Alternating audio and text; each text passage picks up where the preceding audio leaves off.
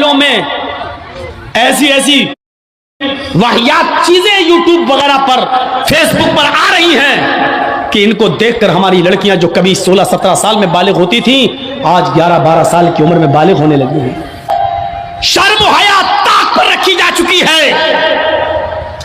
ورنہ تصور کیجئے ایک کپڑا جو جسم سے چپکا ہو, آپ کے پیروں سے چپکا ہوا ہو, اور وہ کپڑا آپ کے گھٹنے اور ران سے ہوتے ہوئے آپ کی کمر تک آئے, جس کو آپ لیگی کہیں, اور اس کے اوپر ایک کرتی پہن لی جائے, اور اس طریقے سے مارکیٹ میں بازار پرست کہا جا سکتا ہے, لیکن محمد الرسول اللہ کی نظر میں یہ لڑکی, یہ عورت ننگی ہے, ننگی ہے, ننگی ہے.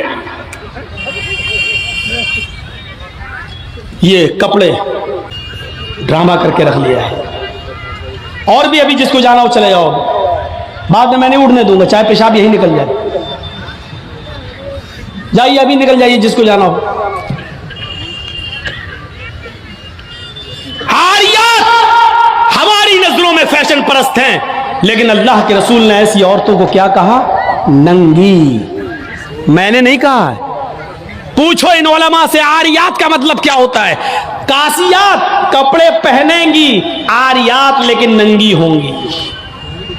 ایسی عورتوں کے بارے میں کہا ہے ننگی ہوں گی. یہ ہاف آستینوں کے کپڑے یہاں چل رہی ہے, یہ کھلا ہوا ہے. ساڑیاں چل رہی تو ایسی کہ یہاں تک کا بلاؤز پہنے ہوئے ہیں, یہ کھلا ہے, پیٹ کھلا ہوا ہے.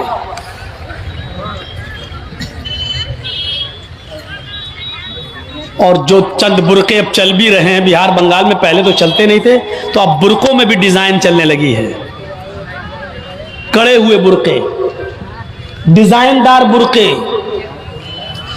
اب ایک بات بتائیے, برقعے کو آپ ایک تو ڈیزائن دار بنا رہے ہیں, اور دوسرا جب عورت یا لڑکی جب برقع اوڑھتی ہے تو سینے پر پھول بنا دیے آپ.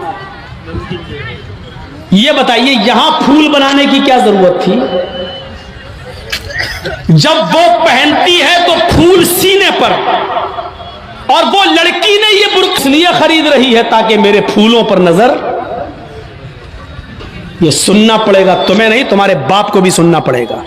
جب تک میں اس کرسی پر ہوں, یہ اتھارٹی, یہ پاور مجھے اسلام نے دیا ہے, سننا پڑے گا.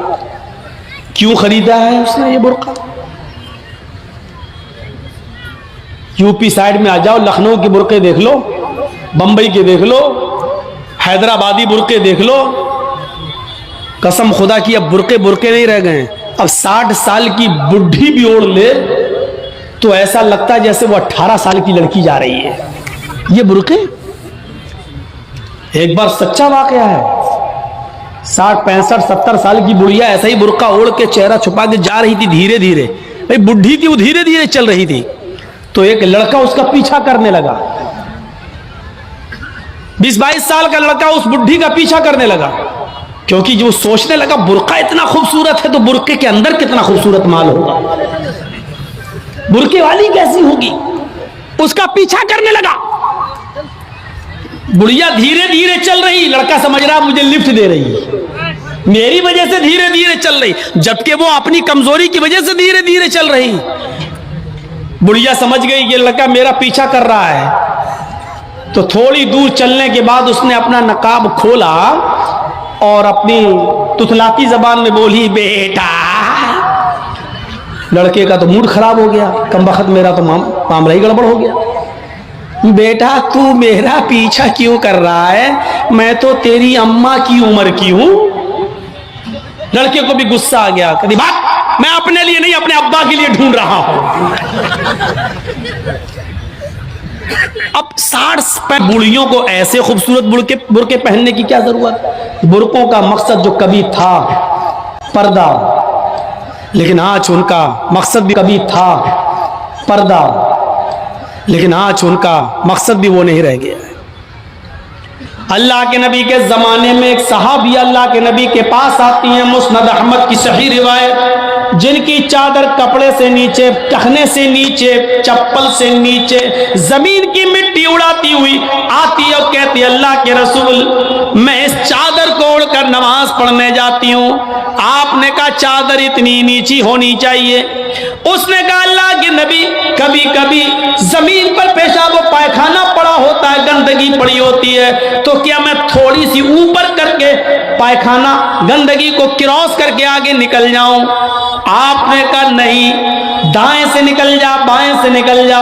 کہنے لگی دائیں بھی مرد بیٹھے ہوتے ہیں، بائیں بھی مرد بیٹھے ہوتے ہیں، مجھے اسی گندگی کے اوپر سے نکلنا ہے۔ اے اللہ کے رسول اجازت دے دیجئے، میں تھوڑا سا اوپر کر لوں اور نکل جاؤں، اس کے بعد نیچے کر لوں گا، جب گندگی کو کراس کر لوں گی تو چادر میں نیچے کر لوں گی۔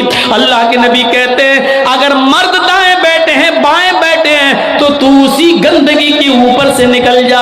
کہنے لگی اللہ کے رسول وہ گندگی میری چادر میں لگ جائے گی، آپ مجھے اوپر اٹھانے کی اجازت نہیں دے رہے ہیں، ٹخنے سے اوپر، چپل سے اوپر چادر اٹھانے کی اجازت کیوں نہیں دے دیتے ہیں؟ آپ نے کہا نہیں، چادر اٹھانے کی اجازت، چپل سے بھی اوپر چادر اٹھانے کی اجازت نہیں دوں گا۔ کہا اللہ کے رسول پھر اس چادر میں پیشاب و پائخانہ لگ جائے گا؟ آپ نے کہا لگ جانے دے۔ کہنے لگی اے اللہ کے رسول اسی چادر کو تو اوڑھ کر میں نماز پڑھتی ہوں مسجد میں، جب اوپر عورتوں کا الگ انتظام ہوتا ہے یا پردے میں عورتوں کا انتظام ہوتا ہے تو میں اسی چادر کو اوڑھے اوڑھے نماز پڑھتی ہوں۔ آپ نے کہا اسی چادر کو اوڑھ کر نماز پڑھ لے۔ کہنے لگی اس میں پیشاب و پائخانہ لگ جائے گا، کیا اسی اور چادر کو اوڑھ کر نماز پڑھ لوں؟ آپ نے فرمایا ہاں اے عورت، جب پیشاب و پائخانہ تیری چادر میں لگے گا، جب تو آگے بڑھے گی تو تیری چادر زمین پر پڑی ہوئی مٹی سے رگڑ کھائے گی، کیونکہ تیری چادر نیچے ہے۔ جب پیشاب و پائخانہ اس میں بھر جائے گا، جب تو آگے بڑھے گی تو زمین پر پڑی ہوئی مٹی پر تیری چادر رگڑ کھائے گی، اور زمین پر پڑی ہوئی مٹی سے رگڑنے کی وجہ سے زمین کی پاک مٹی تیری چادر کو پاک کر دے گی، لیکن تجھے چادر اٹھانے کی اجازت نہیں، اسی چادر میں تو نماز پڑھ لے۔ گندگی لگتی ہے تو لگ جانے دے۔ آگے میں سادھو اس کو کہتے ہیں جس کے پاس سب کچھ ہو، دولت کی کمی نہ ہو، لیکن اس نے اپنے اوپر کوئی چیز خرچ نہ کی ہو، سب غریبوں اور مسکینوں میں لٹا دیا ہو۔ اس تعریف کا صحیح حقدار صرف جناب محمد رسول اللہ صلی اللہ علیہ وسلم ہے۔ آپ کے پاس کس چیز کی کمی تھی؟ لوگ کہتے بہت غریب تھے، یہ تو نہیں، اللہ کے رسول سے زیادہ کوئی امیر تھا؟ اللہ نے کہا تھا کہو تو اس پہاڑ کو ہم سونے کا بنا دیں، اور یہ احد پہاڑ جب سونے کا بن جائے تو جہاں آپ چلیں یہ پہاڑ بھی آپ کے ساتھ چلے۔ لیکن اللہ کے نبی نے اللہ تعالیٰ کے اس فرمان کو، اس گزارش، اللہ تعالیٰ کے اس حکم کو نافذ ہونے کے بعد منع کر دیا کہ نہیں نہیں اے اللہ مجھے دنیا میں آرام نہیں، سونا نہیں چاہیے، چاندی نہیں چاہیے، بلکہ آپ نے فرمایا اللہم اجعلنی فی حیاتی مسکینا، اے اللہ دنیا میں مجھے جتنے دن زندہ رکھ، مسکین بنا کے زندہ رکھنا۔ اے اللہ جب مجھے موت آئے تو حالت مسکینی میں مجھے موت آئے، اور اے اللہ کل قیامت کے دن جب میں اٹھایا جاؤں تو فقیروں میں اور مسکینوں ہی میں اٹھایا جاؤں۔ یہ اللہ کے رسول کی دعا تھی، جبکہ اللہ تعالیٰ تو احد پہاڑ کو سونے کا بنانے کے لیے تیار تھا۔ نبی اکرم جہاں چلتے پہاڑ آپ کے ساتھ ساتھ چلتا، لیکن اللہ کے رسول نے پہاڑ کو سونے کا بنانے سے منع کر دیا اور کہا کہ مجھے دنیا کے عیش و آرام نہیں چاہیے۔ حضرت عبداللہ ابن عمر نے بستر پر لیٹ کر دیکھا تو کہا اللہ کے نبی یہ کیا ہے؟ جب اللہ کے نبی اس بستر پر سو کے اٹھے تو دیکھا کہ اس نشان پڑ گئے۔ آپ کسی کھردری چٹائی پر لیٹیے، ننگی پیٹھ، جب آپ اٹھیں گے تو چٹائی کے نشان آپ کی پیٹھ پر پڑ جائیں گے۔ اللہ کے نبی کی پیٹھ پر جب نشان پڑے تو حضرت عبداللہ ابن عمر نے جب یہ دیکھا تو چیخ پڑے اے اللہ کے رسول آپ تو نرم یہود و نصارہ تو نرم گرم بستر پر سوئیں، اور آپ جو ہیں ایسی چٹائی پر جس سے آپ کے نشان پڑ جائیں، نہیں نہیں آج کے بعد آپ نرم، آپ اس چٹائی پر نہیں سوئیں گے۔ آپ نے کہا پھر لَوِاتَّخَذْنَا لَكَ وَطَانًا، لیے ایک نرم گرم بستر بنا دیں گے، نرم گرم گدے کا انتظام کر دیں گے، آپ اس کے اوپر سونا۔ اللہ کے نبی صلی اللہ علیہ وسلم نے فرمایا نہیں، آئے عبداللہ میرے لیے نرم گرم بستر کا انتظام مت کرنا۔ مالی وللدنیا مانا بالدنیا الا کراکب استظل تحت شجرہ ثم راحا۔ نہیں نہیں آئے عبداللہ میرے لیے نرم گرم بستر نہیں، میں تو اس دنیا میں ایک مسافر کی طرح ہوں۔ جیسے مسافر تھک جاتا ہے تو ایک سایہ دار درخت کے نیچے آرام کرنے کے لیے بیٹھ جاتا ہے، تھوڑا پانی پیتا ہے، سستاتا ہے اور پھر اٹھ کے چل دیتا ہے۔ میں بھی اس دنیا میں ایک مسافر کی طرح ہوں، چند دن رہوں گا اور پھر یہ دنیا چھوڑ کے چلا جاؤں گا، پھر اس دنیا سے میں نکل جاؤں گا۔ میں تو ایک مسافر کی طرح ہوں۔ نہیں نہیں، ایک حدیث میں آتا ہے آپ نے حضرت عمر کو سختی سے منع کیا تھا میرے لیے نرم گرم بستر نہ بنانا، لہم فی الدنیا ولنا فی الآخرہ۔ یہ نرم گرم بستر ان یہود و نصارہ کے لیے دنیا میں ہے اور ہمارے لیے آخرت میں ہے، ہمارے لیے آخرت کے اندر بنائے آخرت میں ہے، ہمارے لیے دنیا میں نہیں ہے، ہمارے لیے آخرت کے اندر بنائے گئے ہیں۔ اس لیے ہمیں دنیا کے عیش و آرام نہیں چاہیے۔